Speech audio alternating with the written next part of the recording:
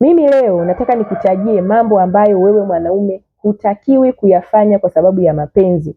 Wakati mwingine wewe kama mwanaume kuna mambo unayafanya kwa sababu ya mapenzi yanaishia kukuumiza mwenyewe, kwa sababu unafanya kwa mtu ambaye tayari sio mtu sahihi kwenye maisha yako. Lakini unashindwa kutazama na kuliona hilo kwa sababu unampenda, yani unahisi huo ndio upendo. Naomba nikwambie, kuna baadhi ya mambo wewe kama mwanaume hutakiwi kuyafanya kwa sababu ya mapenzi, kwa sababu utaishia kujiumiza wewe mwenyewe. Jambo la kwanza ambalo wewe mwanaume hutakiwi kulifanya kwa sababu ya mapenzi ni kugombana na mwanaume mwenzio kwa sababu ya mwanamke wako. Ikifika kipindi wewe mwanaume ukajikuta unaingia kwenye bato na wanaume wenzio kwa sababu ya mwanamke wako, unapeleleza kwenye simu ya mke wako, unakuta kuna message za mwanaume kwenye simu ya mwanamke wako, unakuta kuna mtu ana mazoea na mwanamke wako, wewe ndio unaingilia kati kwanza kumwambia huyu mwanaume, huyu ni mwanamke wangu, acha kuwasiliana na huyu mwanamke, huyu ni mwanamke wangu, kaa mbali na mwanamke wangu, mimi nitakufanya kitu kibaya, mnaanza mpaka kutishiana. Wewe elewa kwamba huyo mwanamke sio mwanamke sahihi kwenye maisha yako, kwa sababu mwanamke ambaye anakupenda na anakuheshimu hawezi kuruhusu mambo ya kijinga akaingia kwenye mahusiano yenu, kwa sababu yeye mwenyewe anatambua kwamba mimi ni mwanamke wa mtu. Kwa nini anaruhusu mtu mwingine kumzoea? Kwa nini anaruhusu mawasiliano na mtu mwingine? Ikifika kipindi wewe huna uhuru na simu yake, na ukiishika simu yake unaona kuna mambo ambayo hayako sahihi, pengine unaona kuna wanaume anawasiliana nao ambao wewe sasa unaanza kuingia kati kutaka hao wanaume wakae mbali na mwanamke wako. Huyo mwanamke sio sahihi. Mwanamke ambaye ni sahihi na anakuheshimu wewe, yeye atayalinda mahusiano yenu yeye mwenyewe. Wewe sio kazi yako kukaa ukaanza kumlinda yeye, kwa sababu yeye ni mtu mzima na anatambua kwamba mimi ni mtu wa mtu. Kwa hiyo anatakiwa kujiwekea mipaka yeye mwenyewe. Ikifika kipindi wewe ukaanza kuweka mipaka kwenye mahusiano yako wewe mwenyewe, elewa kwamba kuna shida, kwa sababu wa kwanza kulinda mipaka ya mahusiano yenu ni huyo mwanamke, kwa sababu anakupenda na anakuheshimu. Anatakiwa kulinda mipaka hiyo yeye mwenyewe. Sijui kama unanielewa. Jambo la pili ambalo wewe mwanaume hutakiwi kulifanya kwa sababu ya mapenzi ni kununua mapenzi. Sijui kama unanielewa. Yaani inafika kipindi wewe uko na mwanamke ambaye yeye usipokuwa na pesa hamui sawa. Lakini ukishakuwa na pesa, ukiwa unamlipia bills mbalimbali, ukiwa unamfanyia mambo anayoyataka, hapo anafurahi.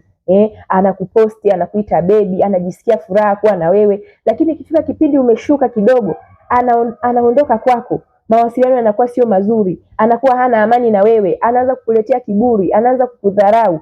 Huyo sio mwanamke sahihi kwako. Pesa inaweza kununua uwepo wa mtu kwenye maisha yako, lakini haiwezi kumfanya akupende. Sijui kama unanielewa. Kweli huyo mwanamke anaweza kuendelea kuwa karibu na wewe, kweli huyo mwanamke anaweza kuendelea kujivunia wewe, kweli huyo mwanamke anaweza kuendelea kukuposti wewe, lakini akashindwa kukupenda hata ungempa pesa kiasi gani. Mapenzi ya kweli hayahusishi kitu ambacho wewe mwanaume unacho.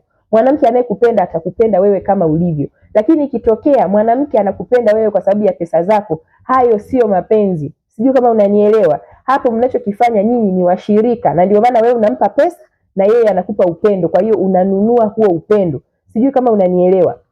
Jambo la tatu ambalo wewe mwanaume hutakiwi kulifanya kwa sababu ya mapenzi ni kuwa na mwanamke ambaye yeye usipokuwa na pesa anakata mawasiliano na wewe kabisa. Yaani kuna yule mwanamke ambaye ukiwa na pesa mnakuwa vizuri, lakini usipokuwa na pesa mawasiliano tena na yeye anakuwa hakuna kabisa. Siku utakayopata pesa tena ndio anarudi, lakini usipokuwa na pesa anakaa mbali na wewe. Hutakiwi kuwa na mwanamke ambaye yeye pesa ndio inasababisha awepo kwenye maisha yako. Maana yake huyo anataka kitu chako wala hakuhitaji wewe. Sijui kama unanielewa. Jambo la nne ambalo wewe mwanaume hutakiwi kulifanya kwa sababu ya mapenzi ni kupuuzia tabia mbaya za mwanamke kwa sababu ya uzuri wake. Sijui kama unanielewa. Ni kweli huyo mwanamke ni mzuri, ni kweli huyo mwanamke ana shape, ni kweli huyo mwanamke ana rangi nzuri, lakini linapokuja swala la tabia, yeye ana tabia mbaya. Usije ukafumbia macho tabia zake kwa sababu unaona ni mzuri. Kama mwanamke hakuheshimu, kama mwanamke anakufokea, kama mwanamke anaongea na wewe kwa namna yote anayojisikia na kujibu vyovyote anavyojisikia, huyo sio mwanamke sahihi kwako, kwa sababu mahusiano hayaendeshwi na uzuri wa mtu, yanaendeshwa na tabia za mwanamke uliye naye. Kwa hiyo usije ukajisahau ukaendelea kuvumilia dharau kutoka kwa huyo mwanamke kwa sababu tu unampenda, kwa sababu tu ni mzuri, kwa sababu huo uzuri utakukinaisha baadaye. Unahitaji mwanamke mwenye tabia njema ambaye atakupa furaha na amani kwenye maisha yako. Sijui kama unanielewa. Jambo la tano ambalo wewe mwanaume hutakiwi kulifanya kwa sababu ya mapenzi ni kupuuzia zile dalili mbaya unazoziona kwa mwanamke. Yaani unapuuzia zile tabia zake ambazo anazifanya kipindi amekasirika. Anaweza kukujibu chochote, anaweza kukuongelea neno lolote, lakini wewe unajitia moyo kwamba ameongea kwa sababu ya hasira tu. Sio yeye aliyeongea. Hizi ni hasira tu. Mtu yeyote anayekupenda hawezi kukuongelea maneno mabaya kwa sababu ana hasira. Kwa sababu anajua wewe ni mtu wake anayekupenda, hawezi kukutamkia mambo ambayo sio sahihi kipindi amekasirika, kwa sababu anatambua kwamba kuna maisha baada ya hasira kupita. Sijui kama unanielewa. Jambo la 6 ambalo wewe mwanaume hutakiwi kulifanya kwa sababu ya mapenzi ni kushindwa kumwacha mtu ambaye sio sahihi. Baadhi ya wanaume mnashindwa kukubali ukweli kwamba huyu mtu sio sahihi kwenye maisha yangu. Unajikuta unaendelea kuvumilia kuwepo naye kwenye mahusiano kwa sababu ya mazoea, kwa sababu ni mzuri, kwa sababu kuna vitu anakuvutia, kwa sababu ana shape, kwa sababu ana nini. Lakini ukweli unauona kabisa kwamba huyu mwanamke sio mwanamke sahihi kwenye maisha yangu, lakini unaendelea kuvumilia kwa sababu unaogopa matokeo, unaogopa kumwacha, unaogopa kuanza upya, unaogopa upweke. Wewe kama mwanaume hakikisha haukai na mwanamke yeyote ambaye anakukosesha amani, ambaye hana uaminifu, ambaye anakufanya wewe ukai na wasiwasi juu yake. Yaani unaona kabisa mimi huyu mwanamke simuamini kutokana na matendo yake, uaminifu ni zero, haniheshimu, lakini unashindwa kumwacha kwa sababu ya mazoea. Elewa kwamba huyo sio mtu sahihi kwako. Wakati mwingine wewe kama mwanaume unatakiwa kukubali matokeo kwamba mimi huyu mtu sio sahihi kwenye maisha yangu, natakiwa kuachana naye. Kuachana na mtu ni bora zaidi kuliko kuendelea kuvumilia kuwa na mwanamke ambaye sio sahihi kwenye maisha yako. Kumbuka maisha ni marefu sana, na ndio maana wanakwambia usije ukakosea kuchagua mwanamke wa maisha yako, kwa sababu utaishi pengine maisha ya majuto huku ukimvumilia huyo mwanamke kwa sababu unavutiwa na uzuri wake, ukasahau kwamba unatakiwa kuwa na mwanamke ambaye anakupa amani na furaha. Sijui kama unanielewa. Jambo la 7 ambalo wewe mwanaume hutakiwi kulivumilia kwa mwanamke ni pale unapoona wewe umeanza kuacha mambo fulani fulani kwa sababu ya mwanamke, mambo ambayo hayakuwa na ulazima wewe wa kuyaacha. Huyo mwanamke anakufanya ukae mbali na marafiki zako, huyo mwanamke anakufanya ukanseli mipango yako, huyo mwanamke anakufanya uache kazi uliyokuwa unaifanya, huyo mwanamke anaanza kukupangia ratiba kubwa ya maisha yako. Hapo haupo sehemu salama. Mwanamke anayekupenda atakupenda wewe kama ulivyo. Mwanamke akishaanza kukuwekea vigezo, nataka ukae mbali na hiki, nataka ukae mbali na hiki, na ikiwa hakina athari yoyote kwenye maisha yako, sio mwanamke sahihi kwenye maisha yako. Kuna baadhi ya wanaume walisha cancel mipango yao, walishaacha kazi, walishafanya vitu fulani fulani kwa sababu ya mapenzi, mwisho wa siku waliishia kuumizwa. Nikwambie tu ukweli, mapenzi ya kweli huwa hayaangalii wewe una nini au huna nini. Huwa hayaangalii wewe upo vipi. Sijui kama unanielewa. Mtu anayekupenda hatakiwi kuingia kwenye maisha yako akavuruga ratiba ya maisha yako ambayo haikuwa na umuhimu wa wewe kuacha hivyo vitu. Anataka ukae mbali na marafiki zako, anataka ukanseli mipango yako, anataka ubadilishe kazi yako, anataka sijui ufanye nini. Hayo sio mapenzi. Mwanamke anaanza kukuambia hii kazi unayofanya haina pesa, hii kazi unayofanya sijui imefanyeje. Huyo sio mwanamke sahihi kwako, kwa sababu mwisho wa siku lazima ataishia kukuumiza. Sijui kama unanielewa. Wewe kama mwanaume hakikisha hufanyi mambo ya kijinga kwa sababu ya mapenzi. Fanya mambo ambayo yana umuhimu kwa sababu ya mapenzi. Jambo lingine ambalo wewe mwanaume hutakiwi kulifanya kwa sababu ya mapenzi ni kuwekeza sana kwa mwanamke ambaye huna uhakika. Sijui kama unanielewa. Mimi nakwambia tu kweli, wewe kama mwanaume usije ukaanza kuwekeza sana kwa mwanamke ili kumfanya akupende. Kila anachotaka unampatia, unafanya mambo makubwa, unafanya mambo ya gharama, unamsomesha, unafanya nini, unamfungulia biashara.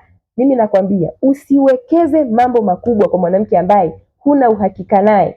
Na pengine umeshamuona na vipengele, na pengine umeshamuona hajanyoka, na pengine umeshamuona kwamba mimi tunatafutana na yeye pale anapokuwa na shida zake, na pengine umeshamuona kwamba yeye amekuja kwako ni kama ameweka malengo yake ambayo anataka kila lengo umtimizie. Anaanza kutiki moja baada ya lingine, nataka unifanyie hiki unafanya, nataka unifanyie hiki unafanya, nataka unifanyie hiki unafanya, mpaka inafikia kipindi unamfungulia biashara, sijui unamsomesha, sijui unamtafutia kazi, sijui unamfanyia nini. Huyo mwanamke akija kukugeuka lazima utaumia sana. Wewe kama mwanaume usije ukawekeza kwa mwanamke ambaye huna uhakika naye, kwa sababu mwisho wa siku atakuumiza. Na ikiwezekana sitisha, usiwekeze kabisa. Yaani vitu sasa hivi tulipofika ni pabaya. Hutakiwi kuwekeza kwa mwanamke, kwa sababu wakati mwingine huyo mwanamke anaweza kukuumiza. Utajikuta umetumia pesa zako nyingi, utajikuta umewekeza muda wako mwingi, utajikuta malengo yako au mipango yako mingine uliisitisha kwa sababu yake, lakini mwisho wa siku yeye amekuja kukuangusha.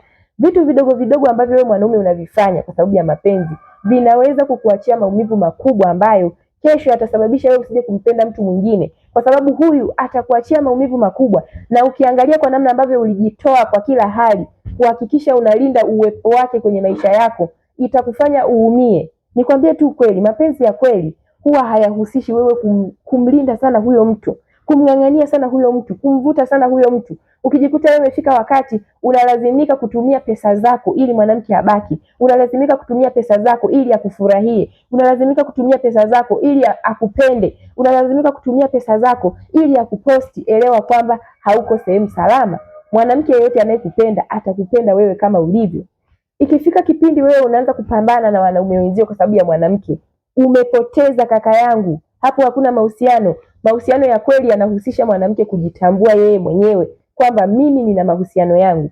Inafika wakati kwenye simu yake unakuta kuna message, kuna watu anachati nao, DM yake kuna watu anachati nao, kuna watu ana mazoea nao. Wewe unaamua kuwatafuta hao wanaume, kisha unawaambia achaneni na huyu, ni mwanamke wangu, huyu ni mpenzi wangu, huyu ni mke wangu. Yeye anajua kwamba ana mahusiano, kwa hiyo yeye ni wa kwanza wa kulinda mahusiano yenu. Ikifika kipindi wewe unapambana na watu kwa sababu ya kulinda hayo mahusiano, ndugu yangu, hauko sehemu salama.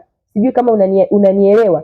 Na ikifika kipindi wewe kama mwanamke akajiengua kwenye maisha yako kwa sababu huna, na akaja kurudi baada ya wewe kuwa unacho, huyo sio mwanamke sahihi kwako. Yeye hakupendi wewe, anapenda kile kitu ambacho unacho, anapenda ile namna ambavyo unamtimizia malengo yake, anapenda ile namna ambavyo anakwambia nifanyie hiki na hiki na hiki na unafanya.